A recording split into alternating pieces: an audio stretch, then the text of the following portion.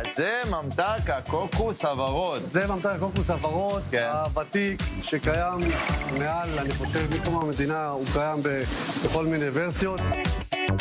קוקוס ורוד, בוטנים מסוכרים ומרמלדה. הממתקים האלה תמיד היו שם בשבילנו. בשקית של סבא, במנות הקרב או בפינה של המכולת. אז מה גורם לישראלים להתאהב בכל פעם מחדש, דווקא בסומסומית או בחלביצה? את הקוקוס אנחנו ממשיכים לייצר בצורה המסורתית, כדי לשמור על השומן שיש בקוקוס ולא להוציא אותו החוצה, וכדי שהוא יישאר לך רך וטעים כמו שאכלת. אם נעבור לשיטות של המכונות, אתה מקבל מוצר הרבה יותר יבש. אנחנו מייצרים בערך כל יום כמעט 900 קילו של קוקוס. בלב אזור התעשייה ברקן שוכן המפעל של א' אטיאס.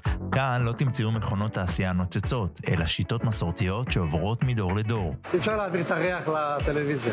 מי שישראלי וגדל בשנות ה-60, 70, 80, טעמים מאוד ישראלים כי זה מה שהיה לו. אבא אברהם רכש את המפעל ב-1995, והיום הילדים מנהלים את האימפריה. בהתחלה חשבתי שזה לא יחזיק עוד הרבה שנים, כשהגעתי. אבל כשנסעתי עם אבא שלי בפעמים הראשונות לתערוכות בחו"ל, פתאום ראיתי שיש מפעלים באיטליה, בצרפת, שזה אירופה הגדולה. אז הבנתי שכנראה הטעם המותר והטוב, הוא ימשיך לנצח. אז עם כל כך הרבה סוכר, כיצד הממתקים של פעם שורדים בעידן המדבקות האדומות והמודעות לבריאות? אף אחד לא מת, וזוהי דעתי, גם אני אוכל סוכר מלאכול סוכר. הבעיה היא בכמות הצריכה. היום לילדים של היום, להגיד להם מה הטעם הישראלי שלהם, אני לא יודע אם יש להם... חכה, אני אשאל. קוקוס. קוקוס מתוק. טעים. טעים? כן. הוא הטעים. אני לא התחברתי. האם דור הזד באמת מתחבר לטעמים משנות ה-50? לא. לא. אימא'לה, מה זה? הבאנו 3 מבקרות קשוחות לבדוק את הסחורה. מאוד מתוק. מאוד מתוק. אם אני אוכלת כל זה, זה כבר יהיה לי ממש מתוק. מה זה? מרשמלו? פריה? מחק? זה נראה כמו רחת לקו. אוקיי, זה מרמלדה. מכירה את זה. המרמלדה הגיעה מאזור מזרח אירופה ורוסיה. כן.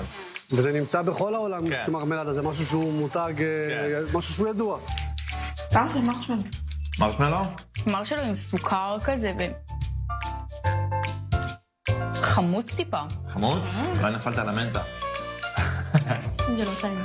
שופכים פס של צבע כתום, מחכים שיתקרר צבע לבן, מחכים שיתקרר צבע ירוק.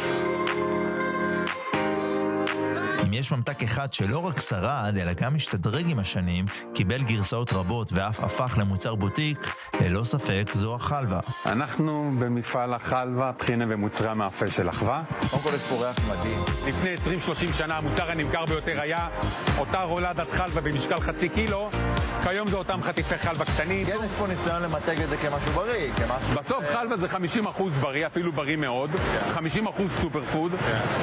50% מתוק, סוג של חצי נחמה. חלבה, המקור שלה בסופו של דבר מתבסס על טחינה.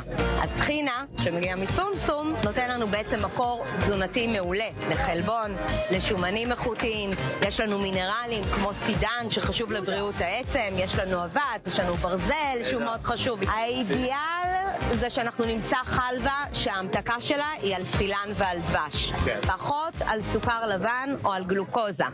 טעם של משהו. זה לא טעים. לא? מה אני אוהבת את זה? אני ממש אוהבת את זה.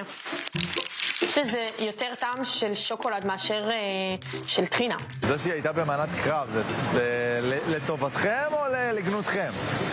אנחנו מייצרים את המנת קרב לדעתי כבר יותר מ-60 שנה. זה משהו שאנחנו לא מוותרים עליו. כשאני והילדים שלי והאחים שלי משרתים במילואים, משרתים בסדיר, פותחים את מנות הקרב, אוכלים את החלבה שאנחנו ייצרנו, מה יותר כיף מזה?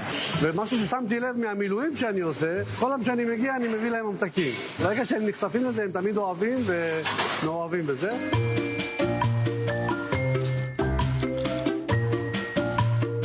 זה מאוד טעים, אני מאוד אוהבת. טעים? טעים מאוד. לא.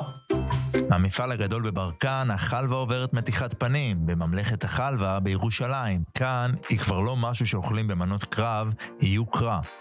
אנחנו באנו, עטפנו אותה קודם כל, מבחינת מיתוג חדש, אם נדבר על מתנות, על מארזים, החלבה יותר בריאה, היא הולכת בהרבה יותר טעמים, שדרגנו אותם לכל בן אדם שיש לו טעם מלוח, הוא יקבל מלוח, חריף, יקבל צ'ילי חריף, זעתר, או מי שאוהב שוקולד, יקבל שוקולד. מה הכי פופולרי?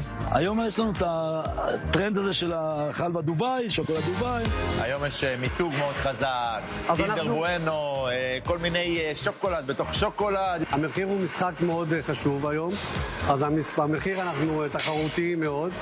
והדבר השני, אני חושב שילדים אוהבים את זה, הם תואמים והם אוכלים, הם אין להם בעיה לפגוש את זה. אם אני לא טועה, קוראים לזה חלביצה, אוקיי? שזה היה שם לא טוב?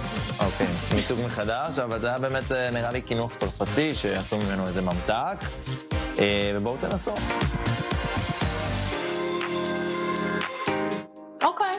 מרכב של קרמל כזה עם טופי. יש לי טעם של... שכחתי איך קוראים לזה טוויקס. הבפנים של טוויקס, פשוט בלי השוקולד מסביב. נו, אז זה מושג שהיה שווה? הייתם שמות כמה שקלים בודדים כדי לרכוש?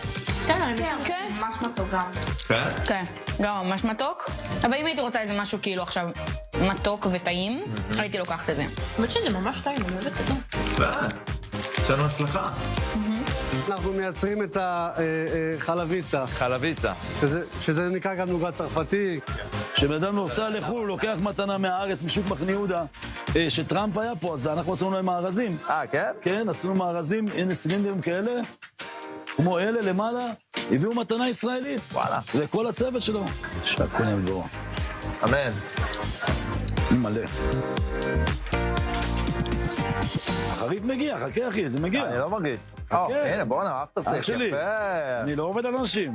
חריף זה חריף. איך אתן מסכמות בעצם עכשיו את כל החוויית ממתקים מן העבר? כאילו, אחלה, שכן הייתי, למשל חלבה. הייתי קונה. כאילו זה, אבל... האחרים פחות. זה ממתקים כאילו חמודים כאלה?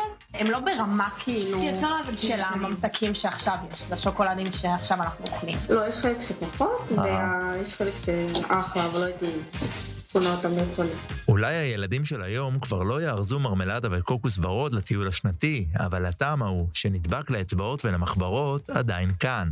בעולם שמחליף גרסאות מהר יותר מסוכריות גומי, הריח של סוכר מקורמל וסומסום קלוי הוא תזכורת קטנה ומתוקה למי שהיינו. גם אם אנחנו מעדיפים לקרוא לזה נוסטלגיה.